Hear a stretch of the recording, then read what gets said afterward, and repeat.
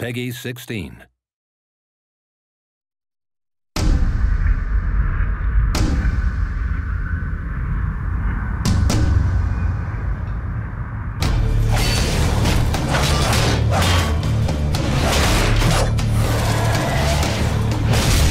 Our original vision for Darksiders was pretty grand, and we weren't able to execute on that fully in Darksiders 1, but Darksiders 2, a lot of the stuff we really wanted to have in there, like loot, like skill trees, leveling up, a big world that you could explore at your leisure, getting new abilities that allow you to then see more of that world. We get to do a lot of that in Darksiders 2, and we're really excited about it.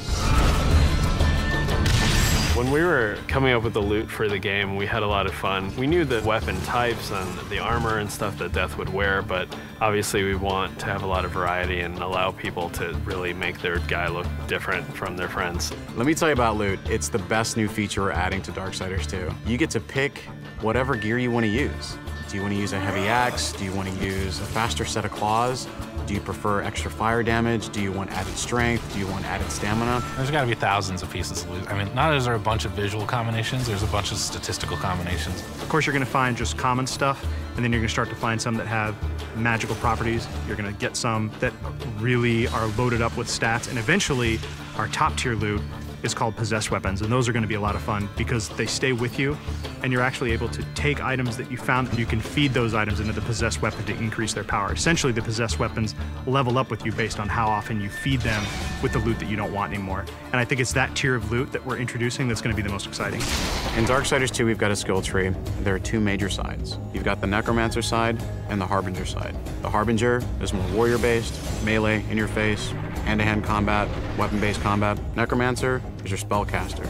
Your big nukes, fire, arcane, lightning, all that cool stuff. There's certainly not a chance to just stand in one place in Darksiders 2. The characters are more aggressive in this game. They're kind of up on top of you very quickly. So one, you have to think a lot quicker than you did on the first one.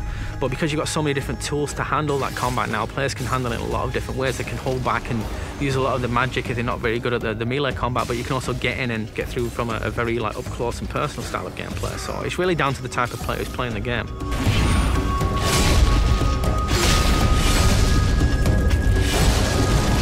It's absolutely worth playing the game for the second time. We hold back some of our really high-end, powerful loot items for the second read-through. There are quests that are going to force you to explore the world into nooks and crannies you didn't even know existed, and to go down through some pretty serious content. And some are funny, some are serious, but there's a lot to see. It sort of harkens back to the elements that were special in old school games. That's what we really wanted to pack into Darksiders 2. We want people to sense our passion. It's a game made for gamers by gamers.